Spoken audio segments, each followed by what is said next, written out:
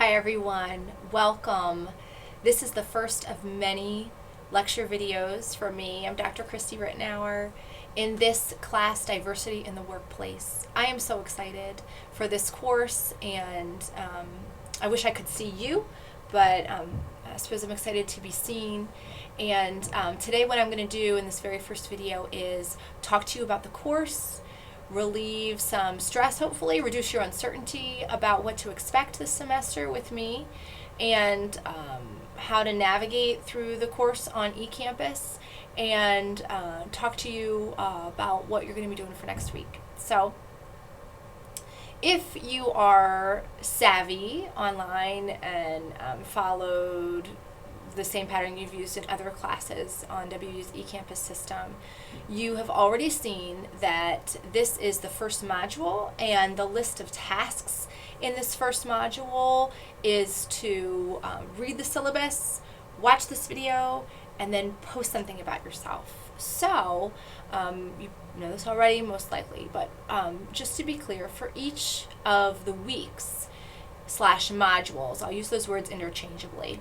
For each week / module, there will be a specific list that is both in your syllabus and on eCampus that you pull up the learning module. It will have a title online that's synonymous with what is in your schedule and your syllabus, and it will say 1, 2, 3, sometimes 4 in terms of what you're supposed to do and the order in which I want you to do them.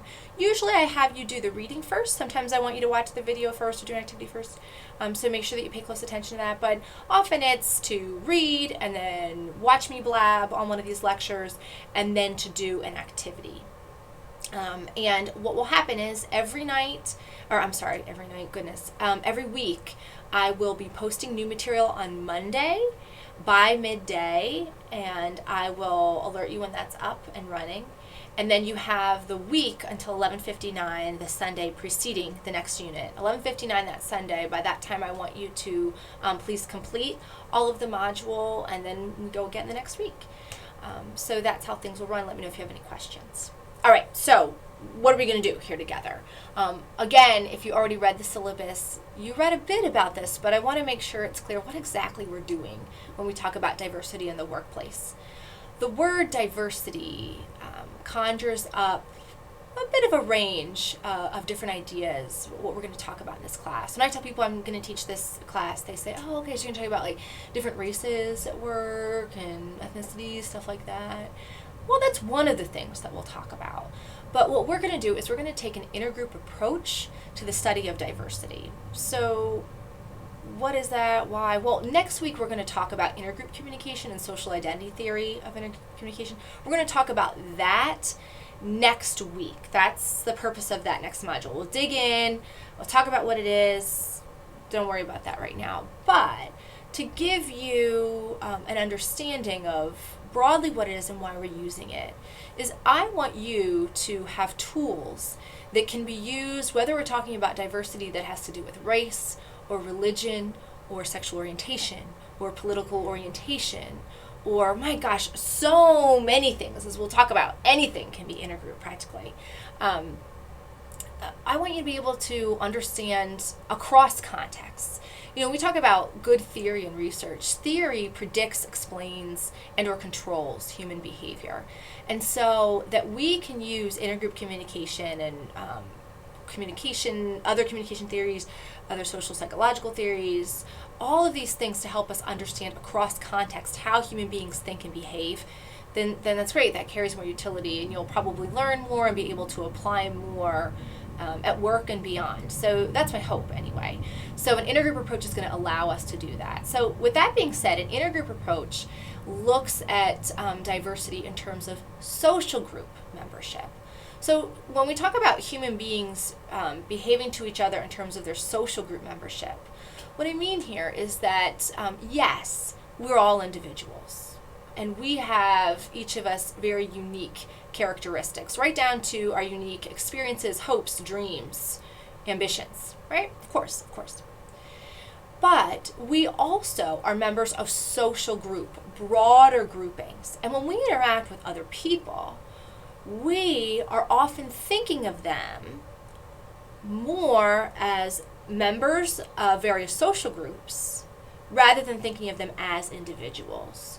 We like to, I think, most of us, a lot of us, think that, gosh, when we interact with people, we're talking about them as unique people.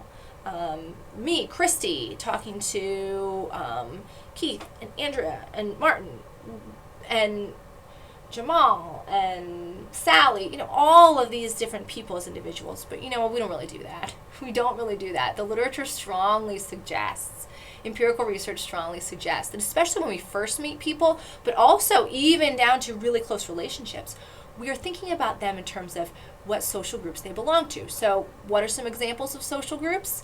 Well, I already named a couple: race and religion, political orientation, sexual orientation, these broad categories of people. We really like to categorize people. We like to put them into groups so that we can decide how do we want to behave toward them. And so when we do this, when we put people into their social group memberships, we think about them a certain way because of those categories we put them in, those social categories, and then we respond to them accordingly. And an individual could belong to many different social groups, and we could perceive them as belonging to many different social groups. But in different points in our interaction, a different social group sort of pops out at us. And we'll talk about all that later, and I'm speaking very abstractly right now. But intergroup communication and intergroup communication theories are going to allow us to dig in and understand and apply that process, again, to move from context to context. So when we go throughout the semester, you may have certain contexts that really interest you. And sure, there are unique things about, let's say, the context of age, which we'll spend a good bit of time on, young and old, how we treat those individuals differently than something like sexual orientation. There's some different factors to consider, surely. But again, apply these same theories. And so I encourage you to move across different contexts, think about the context you're interested in, apply examples, and move around within those different contexts. Okay, so of course, diversity really means difference. And so that's what we're going to talk about here. And one of the things that we will dig into again more in the next few weeks, but that's important for me to say day one, is that even though we have such great empirical evidence that diversity makes groups, relationships, workplace environments, groups within the workplace and outside of the workplace, it makes them better. It makes them stronger, they grow, and at the end of the day, they have a better product. We know this. We know the diversity, all kinds of diversity, including those that are completely internal, thoughts, ideas, experiences. It makes for better results. So we know that, great, wonderful. But there is incredibly strong evidence to suggest that we as human beings, we don't like difference. We don't crave it. Now, there are exceptions to that. This is not a law. Humans are humans. They're interesting and dynamic and complex. But to start off, I want you to be open to the empirical trend that is so strong that people crave similarity. When we meet other people and we size them up for the social group memberships they have, we are thinking, is this an in-group or an out-group member? In other words, does this person belong to my social group, or do they belong to a different social group? When we perceive someone else as belonging to our same group, again, race, political affiliation, East Coast, West Coast, whatever it may be, the same group, we tend to like them more. And we tend to want to talk to them more, and we tend to perceive what they say more positively. Warm, fuzzy strawberries, gumdrops. When we perceive someone as belonging to a different group, we behave much less favorably. We're more resistant to what they have to say. We don't give them the benefit of the doubt as much. So what an interesting conundrum, right? Difference is so great and good for us, but it also sometimes seems like, no, it's not, because we don't like it. I want to talk to people who are like me. I want to interact with people who are like me. And you know what? When I work with people who are like me, we think alike, we talk alike, we act like we're going to come to something really soon, come to our idea, and it's going to be great. And we may actually perceive less problems because we're so similar. So this is an interesting dynamic, right? And so we're going to talk about that throughout the course of the semester. All right. So enough about the lay of the land. So since I blabbed on about that, it should come as no surprise then why we're choosing this book. It doesn't even have the word diversity in it. Okay, pick this up. I promise you'll use it. Almost every single reading that you'll do for me is in this book. So I promise you'll get your money's worth out of this book. And not all of the assignments are in order. As a matter of fact, most of them are out of order with the book chapters. So make sure you're looking at the modules to see what I assign. So let's talk just a little bit about walking through the syllabus, things that I want you to know, that I want to jump out at you, because you know how syllabi go. There's some stuff in here that you can skim through. Same old, we get it. Okay, so we talked about the course. If you look at your syllabus on page 1, we talked about that. My information, contact me through email. I will absolutely get to your comment or question as soon as I can. And you can do the direct email, or you can contact me through eCampus email. You know, either way gets to me. And then you can also call me at the office and leave me a message. If you're going to do both, because you really want to talk to me, it's okay. You can do both. I understand that, call and email. But if, let's say, you email me and then you're like, I'm just going to call in case she's not an email right now, but she's in her office, go ahead and call me. If you leave me a message, that's great. But perhaps mention, or would like you to mention, that you also email me. It streamlines things, and I want to be really efficient responding to you and all my other students, et cetera, et cetera. Also, I want you to know that as a social scientist, it's really important to me that students are spending time with each of their parts of their life. And I know that you're really busy people and that you're not always on your computer. And I think that's great and healthy. You're with your families, with your friends, or just sleeping or doing your thing. And so, like you, I try and have healthy relationships with my family members and the other people in my life that need me and that I need them. So give me 24 hours, please. And if you don't hear from me within 24 hours, then absolutely reach out to me again, because something probably went wrong if I didn't get back to you within 24 hours. Maybe your message never got to me, and I don't mean to keep you waiting like that. Okay, enough about that. But yeah, you can email me or call me, whatever suits you. For course policies, so a lot of these, again, online course, yeah, you're online right now, you know. As you flip through, I just want to, on page 2, I want to point out some things to you. If you have questions about things like plagiarism and cheating, I certainly won't think you're cheating and you want to cheat if you ask me a question about it. I also get nervous about things, and I like to reach out sometimes to say things like, this is exactly what I'm doing. That's okay, right? Because these are my thoughts and ideas, and that will make you feel better proceeding, and that will make me feel great that we don't have ambiguity and all that stuff here. So let me know if you have a question, okay? Social justice, obviously, in a class like this is a little bit different, right? I mean, different in the sense that I hope all your instructors take social justice very seriously, but being just is a difficult task, I think. Especially knowing what I know about how human beings treat each other. And, you know, on the one hand, I want students to be really open and honest. For instance, I'm going to have you take some tests in here about your own attitudes about different groups. And when you get your score, you might be like, this is crazy, this is stupid, I don't think this way. And I want you to be able to tell me that openly and get in there. And that's okay in that context. But you might also be tempted to say things like, you're stupid for even asking us to give that. Well, rein it in a bit. Let's rein it in a bit with each other. So it's hard. I want you to be open. I want you to be honest, but so that we can grow and learn from each other. But we have to be careful, right, in how we treat each other, and we have to be kind with how we treat each other. And we may make mistakes. You might find that this course material puts you in a very vulnerable position where things that you've thought about other individuals and groups of people, and things that you have thought about yourself and how you think about and treat other people, you thought them your whole life, and they seem to be a truth with a capital T to you. And now in this class, you get empirical evidence to strongly suggest, or even remotely suggest, that maybe those truths haven't been so true. That can be difficult. That can be incredibly difficult for us as human beings. And so let's just be patient with each other and work on it and be open, growing together. We'll do our best. Okay.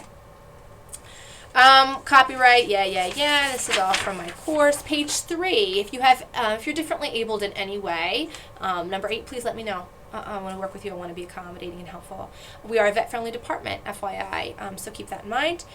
And the rubric that you have there, I will follow that to a T. I want you to know precisely what you need in order to get whatever you need. I say need in quote because maybe just what you want or what you know you're capable of, et cetera, et cetera. So there you go. And with the exception of the weekly assignments, I have very specific descriptions of the assignment and rubrics for you that are posted and that we'll talk about in greater detail as they come closer in the semester. So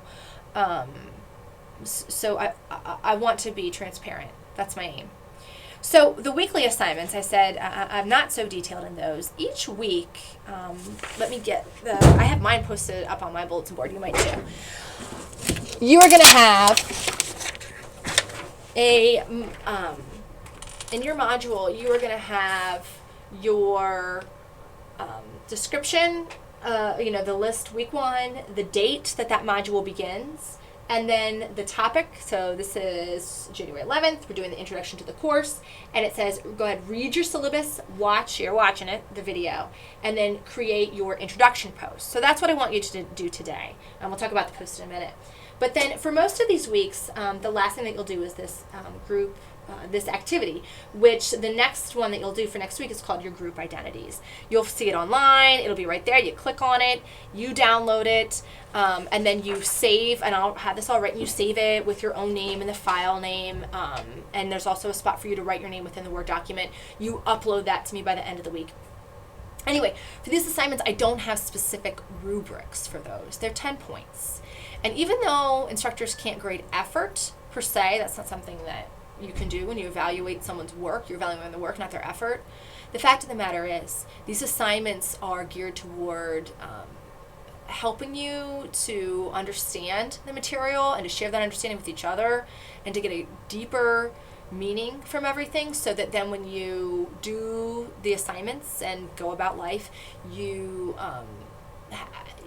better equipped. So when you proceed through the module, if you are diligent and you are attentive and you go back over things you don't understand, you ask questions about things that you don't understand so that you're sure you get them. You do all those things before you sit down, and then you take the time and do that activity. You do it thoroughly and you check over it and it's clean. Then submit it and you will be successful. You will be successful. And if what I've said isn't true for you, then let's talk very early in the semester so that those assignments are doing for you what they're supposed to do. Okay? Again, we want to be transparent. We want clarity, and we want, if you have a problem or concern, let's get to it early. Okay? All right, so that's true for weekly assignments, but then these other things I want you to do. Application papers, I want you to do 2 of those. They're each 75 points each. Again, I have posted the assignment and the rubric, showing exactly how I'm going to grade it, and you can sort of grade it for yourself before you turn it in and think about how I might grade and tweak or ask questions. For the application papers, so again, you're going to have 2 of those, just like it sounds. You're going to apply your work experiences to the course material. And I give you a brief description on page 4 about what those are like. You can read the more detailed description on eCampus too. But what I'm going to do is, for that particular week, which is week 6, which begins February 15th, that week is dedicated to that assignment. You won't have a different reading to do. You will read over the assignment. I will talk to you about it through a lecture like this, and I'll even help you come up with strategies for how you might, different options for how you might complete that paper successfully. And then that's what you'll work on that week and turn it in at the end of the week. That's what the whole week is dedicated to. That's 75 points, and then you do one later in the semester as well. And that week, since I've already talked to you about the application papers, so there's something I've noticed that, I might mention it again, but I'll talk to you about the final project, which is your workplace diversity plan. And with this project, which is worth 100 points, you're only going to do one of those, you will, like it says, you'll come up with a plan for a workplace, past, present, or future, a way, a strategy that you have that a workplace could implement to use diversity in a way that will improve the organization and its members' quality and all of those things. So again, we'll talk specifically about it. as we move throughout the semester. Whew, so that's the lay of the land. For this week, what I want you to do is let me know what questions you might have, and also please post on the discussion board an introduction to yourself. I have listed things that I would like for you to include about yourself, and these are really just so that we have something to go on. You have some ideas, but don't be constrained by them. If something else you want to let us know, please do so. If you want to put a video like this, that's you talking to the camera of yourself, then I welcome that too. But since some people can, it's tricky and yada, yada, yada, and you might be doing this in all hours of the night and you don't want to be on video, I get it. Go ahead and just post to the discussion board. That will be lovely, and I cannot wait to learn more about you through those posts and throughout the course of the semester. Welcome. See you soon.